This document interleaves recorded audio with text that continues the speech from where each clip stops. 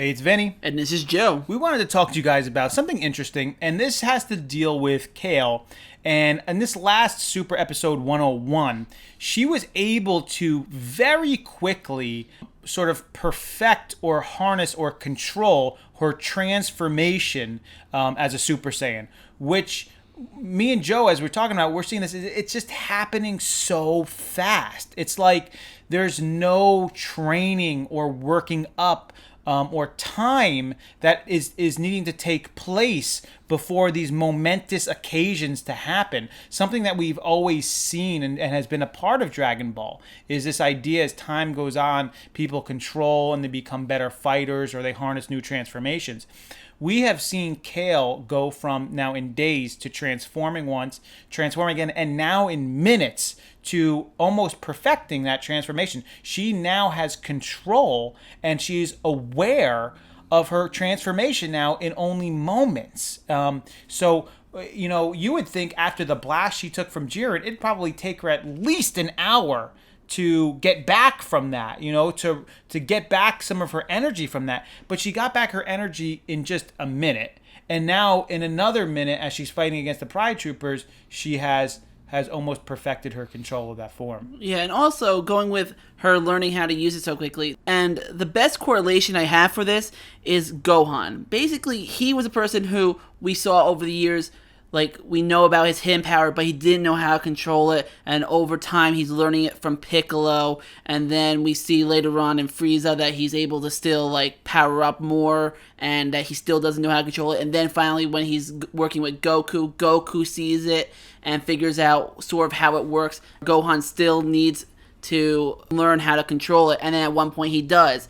And we get to see that over time, but we just see Kale in less than an episode, like, be able to figure out how to use this now all of a sudden. Yeah, I mean, minutes. A lot of people have been throwing out theories on these Universe 6 Saiyans, like, well, their levels, their power levels were already way beyond Goku and, say, Vegeta when they transformed Super Saiyan, so now it's really kind of easy for them to do this, because they had moved beyond that point, and so these transformations, as they figured them out, it's a much easier thing for them to do, where Goku and Vegeta and Gohan, they were sort of working through their power level in these transformations. So now, is this really true or not? I don't know, but as fans, we need to come up with explanations to try and figure out what in the heck is going on here.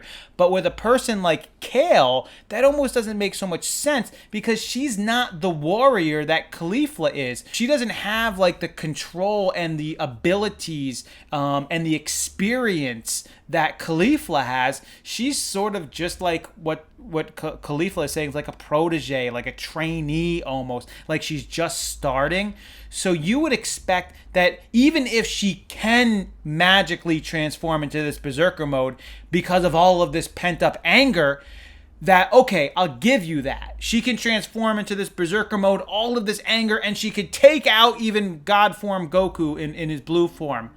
But then to be able to control it and harness it and almost perfect it in minutes as well, even though she's not an experienced fighter, I don't know. That's just going a little too fast for me. It's a little too coincidental. It's a little too easy for me. Yeah, and one big thing about Saiyans that always comes up is it's all about emotional control. And Kale just doesn't seem to have that emotional control because, I mean, she's crying in the middle of a battlefield.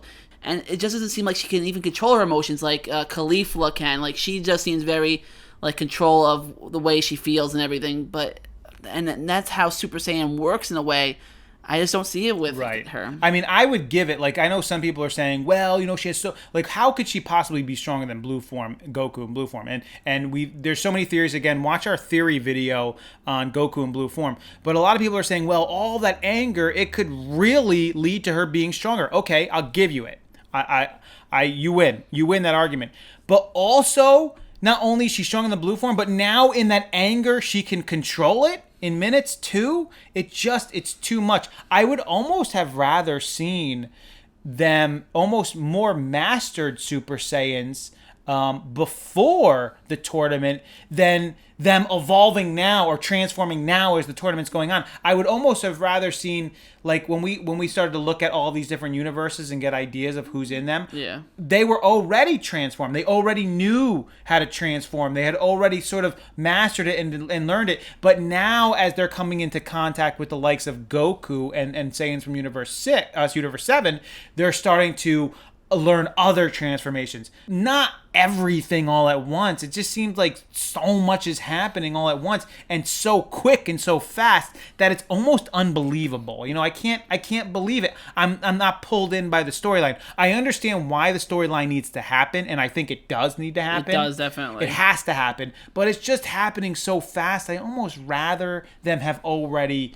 transformed a long time ago. Or maybe even having an episode dedicated a little bit more to them, like learning the transformations, trying to learn how to control it, and maybe even showing us a little bit of their background, just to give us that idea of closure for this, to be able to, like, oh, we saw that before, we get it. Right. I mean, we don't want to hate on this. We do like the fact that she has control because, again, we think it needs to happen, especially for this tournament and the connection between the Saiyans in Universe 6 and Universe 7. We see that as a thing that needs to really happen and evolve over time as this tournament continues to take place. So I like the fact that she has control over it. If she didn't, that couldn't really possibly happen. But it just seems like the storyline, the timeline of it all is just too fast, too coincidental. And we saw it's just too rushed. It doesn't need to happen this fast, and we just saw it as something that we wanted to point out, especially now that it happened in this last episode of Super 101. So we hope you guys enjoyed this one. Please leave a comment below if you are seeing the same thing we are. Maybe you have a different view on it. You think there's a reason why she's able to control this so quickly. Please leave a comment, like the video, subscribe, all those good things. We want to keep bringing you guys these new and interesting looks and takes at what's going on in Dragon Ball Super. So this has been Vinny. And this is Joe. Until next time.